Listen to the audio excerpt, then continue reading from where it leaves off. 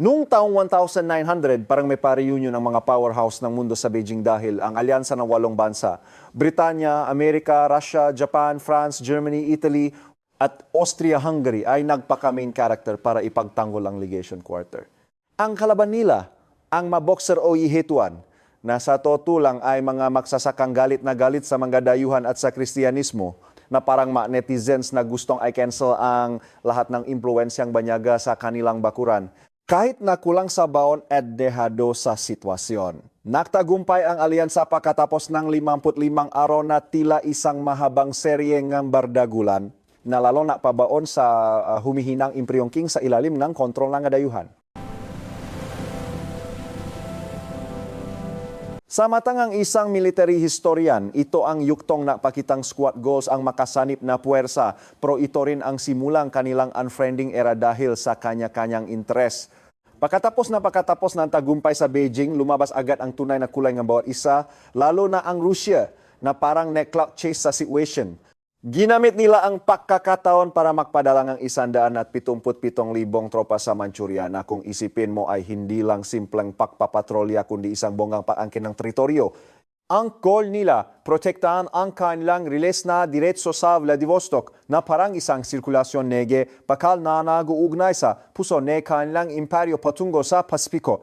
Ang ganitong agresibong pagpapalawak ay isang klasikong galawan nga imperyong walang preno na siguradong magdudulot ng matinding tensyon sa mga kapitbahay nilang ayaw ding pakabok. Siyempre, hindi natuwa ang Japan sa pabibongang Rusya sa Manchuria dahil para sa Tokyo, ang Korea ay hindi lang basta lupa kundi isang napakahalagang buffer zone, isang kalasak na ayaw nilang may humahawak na iba. Ang rehiyong ito ay matagal na nilang faith, pero itong si Tsar Nicholas II at ang kanyang advisor ay masyadong kampante, tiningnan ang Japan bilang isang second-rate power o parang isang feelingra na nagpapanggap lang na malakas.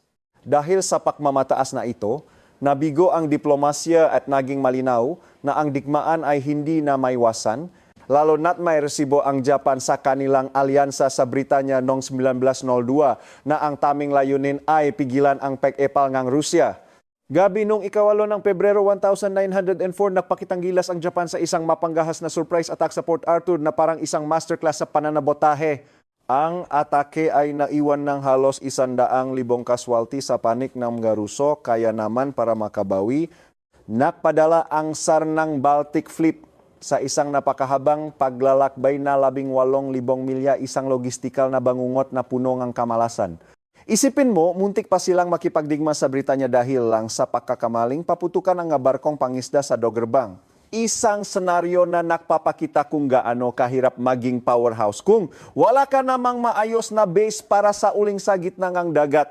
Ang serye ng malas ng Rusya ay nagtapos sa labanan sa Tsushima noong Mayo 1905 kung saan ang armada ng Japan sa ilalim ni Admiral Togo ay parang na-delete ng file sa computer ganap na nilipol ang Baltic Fleet. Ang taktika nga crossing the T ay nejing huling hantungan ng Maruso at ang kahihiyang ito ay nejing mitsa nga revolusyong Ruso ng 1905 sa kanilang sariling bansa. Napilitan si Tsar Nicholas II na maglabas ng konstitusyon at magtatakkan nga dumaparalang hindi siya tuluyang mapatalsik ng megagalit na mamamayan na nagpapatunay na kahit gaano ka pakalaki, kung hindi ka marunong sa modernong pakikidigma, makmumuha ka lang second-rate power sa harap ng mundo. Dahil sa pagkatalong ito, parang nag-change topic ang Rusya at tinalikuran ang kanilang pangarap sa malayong silangan para ibaling ang atensyon sa mga Balkan sa Europa. Ang pagbabagong ito ay naktulak sa kanila na mas kumapit sa alyansa sa France at Britanya na siyempre ay nakdulot ng matinding selos at pangamba sa panik ng Austria-Hungary at Germany. Ang geopolitikong pag-atras na ito mula sa Asya patungong Europa ang naglatak ng mapangunahing kondisyon para sa unang digmaang pandaigdig na parang isang domino effect na nagsimula sa isang pagkatalo sa dagat. Pero sa mga sumunod na taon, parang naging hesitan ang Rusya at sinayang ang kanilang impluensya hanggang sa Serbia na lang ang natitirang loyal friend nila sa Balkan. Dahil sa dami ng kanilang LO pagkatalo sa prestihiyo, hindi na pwedeng umatras ang SAR nang pumutok ang krisis noong Hulyo 1914 dahil takot na silang makmukhang mahina sa harap ng international community. Samantala, ang Germany naman ay takot na baka maging Russian steamroller ang Russia kapag natapos ang modernisasyon nito kaya nakpaisa silang umatake muna. Ang resulta, isang unang digmaang pandaigdig na tumapos sa Imperyong Ruso at nagbigay daan sa pakusbong ng mga Bolshevik at ng Unyong Soviet. Pero sandali, paano kung may plot twist? Paano kung sa isang alternatibong universo ay nanalo ang Rusya sa digmaang Ruso-Hapones? Bago tayo pumasok sa what if na ito kung saan ang mapang mundo ay parang nire-edit, gusto ko muna kayong imbitahan na mag-comment, mag-subscribe sa Kasaysayan 5 at sumali sa ating lumalaking komunidad ng mga History Geeks. Target nating maabot ang 50,000 subscribers, kaya huwag maging madamot sa support. At speaking of maps, mas madaling intindihin ang kasaysayan kung may visual tayo, tulad ng isang detalyadong 3D wooden map na nagpapakita ng hangganan at mga estratehikong choke points na ginagamit natin sa ating mga pagsusuri. Ang isang mahusay na mapa ay hindi lang palamuti, ito ay nakukuwento ng kapangyarihan, lalo na kapag pinag-usapan ang bundok at kapatagan na ginagamit sa mga taktika ng militar. Sa ating alternatibong kasaysayan, ang mapang ito ay magbabago ng husto dahil ang hangganan ng Rusya ay lalawak at ang balanse ng lakas sa Europa ay maiba. Kung gusto ninyong magkaroon ng ganitong klaseng aesthetic at functional na gamit para sa inyong mga strategic studies, ang mga 3D wooden maps ay perfect na investment. Ngayon, balik tayo sa silangan at tingnan natin ang senaryo kung saan hindi napahiya ang SAR sa kamay ng Hapones. Para manalo ang Rusya, kailangan nating ayusin ang kanilang logistika na sa totoong kasaysayan ay parang loading na laging nak-error. Kahit 6 na beses na mas malaki ang populasyon nila kaysa sa Japan, ang pagpapadala ng tropa sa layong 7,000 milya gamit ang isang single track na Trans-Siberian Railway ay isang malaking good luck na lang. Dahil dito, ang mga reinforcement ay dumarating na parang pagong, kaya ang bentahe nila sa bilang ay nawawala ng saysay sa bawat labanan. Kung gusto nating manalo sila, kailangang maging mabilis ang kanilang pagpapakilos at hindi dapat mastak ang kanilang tropa sa gitna ng kawalan. Sa dagat naman, kailangang hindi sila naging biktima ng surprise attack sa Port Arthur para mapanatili ang kanilang naval superiority. Isipin natin na sa ating alternatibong senaryo, ang Rusya ay nakapagpadala ng sapat na tropa at ang kanilang doktrina ay hindi na old school na puro frontal assault lang.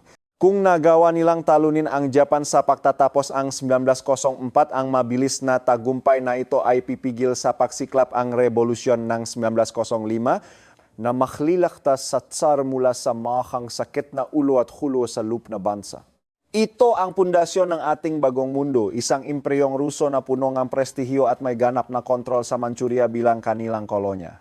Ang Port Arthur ay mananatiling isang matatak na base militar na nagpapalawak ng kanilang kapangyarihan sa Pasipiko habang ang Korea ay magiging parang puppet state o neutral zone sa ilalim ng kanilang impluensya.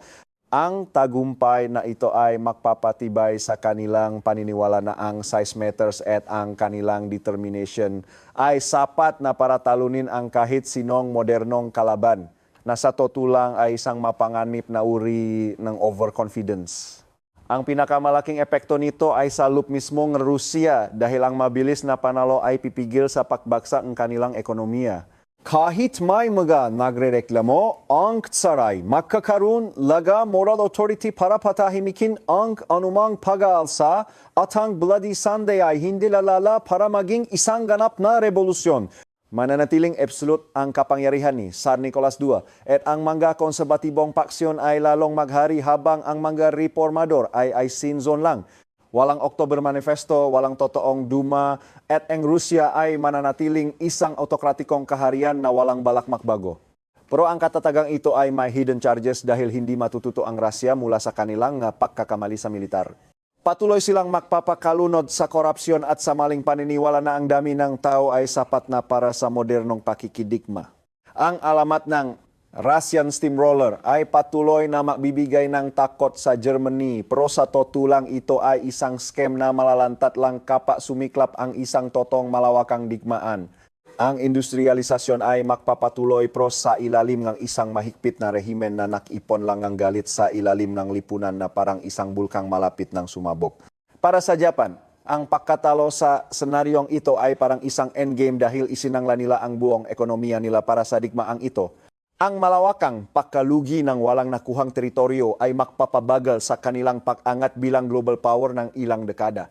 Magiging lubos silang umasa sa Britanya para makabangon at ang mga politiko sa Tokyo ay magsisimulang magsisihan na parang mga netizen sa isang flop na movie. Ang militar nga, ang Japan ay maaring maging radikal ng mas maaga dahil sa matinding galit at pansamantala silang mawala sa listahan ng mga big players sa Asya. Ang China naman ang parang laging talo sa usapan dahil wala ng Japan na magsisilbing hadlang sa Rusya sa Manchuria. Ang pamahalaang King ay mapipilitang magbigay nga higit pang mga konsesyon sa mga Ruso at ang open door policy nga Amerika ay magiging parang display na lang sa museo. Dahil dito, ang galit ng mga nasyonalistang Sino ay itutuon sa Rusya sa halip na sa Japan na magpapabago sa takbo nga kanilang nga rebolunyonaryong kilusan sa hinaharap. Sa London, ang panalong Russia ay magdudulot ng matinding panic mode dahil sa halip na makipagkasundo noong 1907. Ituturing ng Britanya ang Russia bilang kanilang ultimate rival sa India at China. Ang Great Game sa gitnang Asya ay lalong init at ang anumang pakikipag-ugnayan sa France ay mananatiling tungkol lang sa magkolonya sa Afrika at hindi magiging isang alyansang militar laban sa Germany. Ang Britanya ay kailangang mahanda para sa isang potensyal na pakikipiuwi sa Imperyong Ruso na parang isang seryeng walang katapusan ng tensyon. Ngayon, ang Britanya ay parang nasa gitna ang dalawang toxic na relasyon, ang Rusya na nakbabanta sa India at ang Germany na mabilis na nakpapalakas ang kanilang armada. Noong unang bahaging 1900s, ang relasyon ng Britanya at Germany ay nasira dahil sa naval arms race. Pero sa senaryong ito kung saan ang Rusya ay napakalakas, ang Britanya ay mapipilitang maglaro ng isang balancing act para hindi sila tuluyang malunod sa problema. Para manatili sa taas, kailangan gamitin ng Britanya ang Germany at Russia laban sa isa't isa na parang isang master manipulator. Kung marerealize ng Germany na ang Rusya ang tunay na banta, baka bawasan nila ang paggawa ng mabarkong pandigma para hindi nagalitin ang Britanya. Ang ganitong pragmatic alliance sa pagitan ng London at Berlin ay ganap na babago sa hugis ng diplomasya sa Europa na mag-iwan sa France na parang third wheel na walang magawa kundi sumunod sa Rusya. Para sa Germany, ang tagumpaying Rusya ay isang malaking red flag dahil ang kanilang Schlieffen Plan ay nakabase sa ideyang mabagal at mahina ang Rusya. Sa ating alternatibong mundo, si Kaiser Wilhelm II ay hindi makatulok sa gabi dahil sa takot sa Russian steamroller sa kanilang silangang hangganan. Ang militar sa Berlin ay mapupuno ng pagkabalisa at makikita nila ang Rusya bilang isang banta na kailangang tapusin bago pa sila tuluyang maging industrialisado at hindi na mapigilan. Ang takot na ito ang matutula sa mga general ng Germany na makipaayos sa Britanya para makapafokus sila sa papapalakas laban sa Rusya. O kaya naman maghahanda sila para sa isang preemptive strike, isang atake na unahan na ang Rusya bago pa sila maging masyadong malakas. Ang tensyon sa silangang Europa ay magiging mas matindi kaysa sa kasaysayang alam natin. At ang militarismo sa Germany ay lalong lalala bilang tugon sa direktang banta mula sa St. Petersburg. Habang nagpapanik ang lahat, ang Austria-Hungary naman ay parang nakahinga ng maluwag dahil ang Rusya ay abala sa Asya at hindi masyadong nakikialam sa mga Balkan. Dahil hindi kailangang patunayan ng Rusya ang kanilang lakas pagkatapos ng pagkatalo, ang presyon nila sa Austria ay mababawasan at ang mga kilusang pan-Slavic ay hindi makakatanggap ng sapat na suporta. Ang Austria ay makakaroon ng mas malayang kamay para ayusin ang kanilang sariling bakuran ng walang laging nakabantay na Russian Bear. Dahil dito malabong magsimula ang unang digmang pandaigdig sa Sarajevo dahil hindi na kailangan ng Rusya ang Serbia bilang isang pound. Ang makrisis sa Balkan ay mananatiling lokal na problema lang at hindi lalala para maging isang pandaigdigang gulo. Ang Europa ay parang nakaiwas sa isang malaking bitak, pero ang tensyon sa pagitan ng imperyo ay naghihintay lang ibang mitsa para sumiklap sa ibang paraan. Kung hindi sa Balkan, saan? Malamang sa mga kipot ng Bosphorus at Dardanelles dahil ang isang kumpiyansang Rusya ay muling bubuhayin ang pangarap nilang makuha ang Constantinople mula sa mga Ottoman. Gusto nilang makakuhang daan sa Mediteraneo at ipagiganti ang kanilang pagkatalo sa digmaang Crimean, kaya magsisimula silang maging agresibo sa Black Sea. Ang ganitong galawan ay siguradong magtutulak sa mundo sa bingit ng digmaan dahil walang gustong makitang kontrolado ng Rusya ang makipot na iyon. Ang habang na ito ay magdudulot ng matinding takot sa Britanya dahil baka maputol ang ruta nila sa Suez Canal. Kaya biglang magiging bestes ang Britanya, Germany at ang Imperyong Ottoman laban sa Rusya. Ang krisis na ito ay mabilis na lalala at pipilitin ang France na sumali sa panig ng Rusya kahit na alam nilang dehado sila. Ito ay magiging isang napakalagim na sitwasyon para sa France dahil kailangan nilang harapin ang pinaksamang lakas Britanya at Germany sa dagat at SA lupa. Ang estratehiya ng France na two-front war ay mabibigo dahil ang Germany ay magfo-focus sa depensa sa kanluran habang inubos ang lakas laban sa Rusya.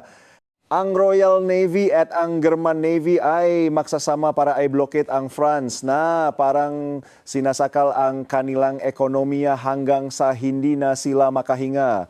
Ang kanilang opensiba ay magmumukhang pagpapakamatay lang at ang France ay mapipilitang dumipensa habang unti-unting bumabagsak ang kanilang bansa mula sa loob. Dahil sa sunod-sunod na pagkatalo, ang politika sa France ay guguho at ang mga paksyong ayaw sa digmaan ang ayat sa kapangyarihan. Ipagigit nila na ang alyansa sa Rusya ay isang pagkakamali at makikipagkasundo sila sa Britanya at Germany para lang mailigtas ang kanilang bansa. Sa huli, iwan nilang mag-isa ang Rusya na harapin ang galit ng tatlong malalaking imperyo na parang isang kaibigang biglang nang iwan sa gitna ng away. Sasali rin ang Japan sa gulo para makapagiganti sa Rusya at bagamat mahina pa sila, tutulong sila sa pag-atake sa mga interes ng Rusya sa Pasipiko. Ang digmaang ito ay magiging tungkol sa kontrol sa karagatan kung saan ang pinaksamang armada ng Britanya at Germany ay gagawing isang malaking no-fly zone o no-sail zone ang Mediteraneo at Baltic Sea.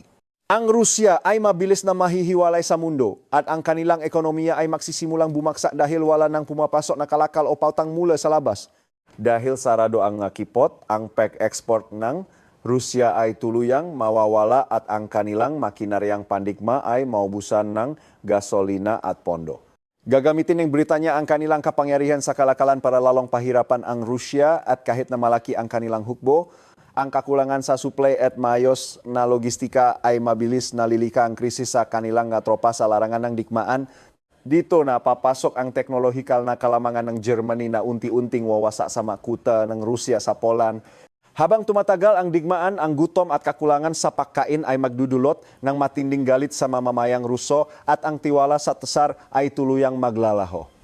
Ang isang malawakang paalsa ay hindi na mapipigilan na parang isang apoy na mabilis na kumakalat sa isang tuyong damuhan. Sa huli, mapipilitang sumuko ang Rusya at ang mapangang mundo ay muling babaguhin ng nananalo. Ang Poland at ang mga Baltic States ay gagawing mamalayang bansa pero sa ilalim ng impluensya ng Germany at Britanya para magsilbing buffer zone. Ang France naman ay magiging isang second-rate power na lang, habang ang Germany ay papayagang makaroon ng unyon sa kalakalan sa gitnang Europa para manatiling masaya ang kanilang industriya ng hindi masyadong nagiging banta sa Britanya. Ang Imperyong Ottoman naman ay mananatiling buhay pero parang isang papat na lang na kontrolado ng militar ng Germany at ng Navy ng Britanya. Ang langis sa Iraq ay paghahatian ng dalawang higante at ang gitnang silangan ay magiging isang makasanip na kolonya na mas matatak pero walang kalayaan. Ito ay magpabagal sa nasyonalismong Arabo dahil ang mga imperyo ay nagtatrabaho ng magkasama para sa kanilang sariling interes. Sa Asya, mawawala ang lahat ng nakuha ng Rusya sa Manchuria at ang Port Arthur ay maaring ibalik sa Japan bilang consolation prize pero pananatilihin silang mahina para hindi na muling maging banta. Ang Rusya ay ganap na mapapaalis sa usapan sa Pasipiko at ang Britanya ang mananatiling hariing kalakalan sa rehiyon na parang ibinalik lang ang lahat sa dati bago ang gulo. Sa loob ng Rusya, ang pagbagsak ng kanilang sistema ay magdudulot ng anarkiya na mas malala pa sa nararanasan natin sa social media. Dahil walang mga institusyong pwedeng sumalo sa gulo, ang bansa ay mahahati sa iba't ibang paksyon na maglalaban-laban para sa kapangyarihan na parang isang battle royale sa totoong buhay. Ang Rusya ay magiging isang watak-watak na bansa na walang kakayahang bumangon ng mabilis, habang ang ibang nga bansa ay nanonot lang mula sa malayo. Sa pakawala ng Russia at France, ang mundo ay papasok sa isang Cold War sa pagitan ng Britanya at Germany. Ang dalawang imperyong ito ay patuloy na magpapalakas at mag-agawan sa impluensya, habang ang France ay mananatiling puno ng galit pero walang lakas para lumaban. Ang mundo ay nakaiwas sa trench warfare ng ating unang digmaang pandaigdig, pero ang tensyon ay nananatiling mataas at handang sumabog sa kahit anong oras. Ang lumang kaayusan ay nanatili pero mas naging delikado dahil hindi natutunan ng Malayder ang aral ng isang totoong malawakang pakawasak. Patuloy silang maniniwala na ang digmaan ay isang laro na pwedeng ipanalo at ang modernong teknolohiya ay gagamitin para sa mas malalaking armas sa hinaharap. Ang kasaysayan ay parang isang loop na paulit-ulit lang ang mapakakamali dahil sa ambisyon at pagmamataas ng mga imperyo. Ito ang masalimot na mundo kung saan ang isang panalo sa Asya ay naging mitsa ng pakawasa ng Rusya sa Europa. Isang paalala na ang bawat taktikal na tagumpay ay may katumbas na estratehikong panganib at ang logistika ay mas mahalaga kaysa sa anumang klap o prestihiyo.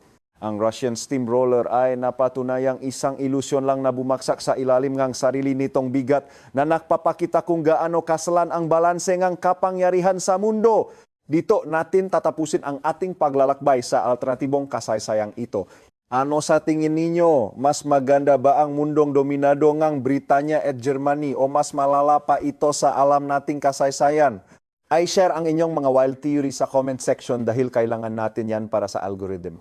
Huwag kalimutang mag-subscribe sa Kasaysayan VB at ahitang bell para laging updated sa ating mga military history analysis. Target natin ang 50k subs, kaya tulong-tulong tayo. Pwede rin kayong Majing channel member para sa mga extra perks. Ako ang inyong military historian. Salamat sa pakikinig at hanggang sa susunod na bardagulan ng kasaysayan.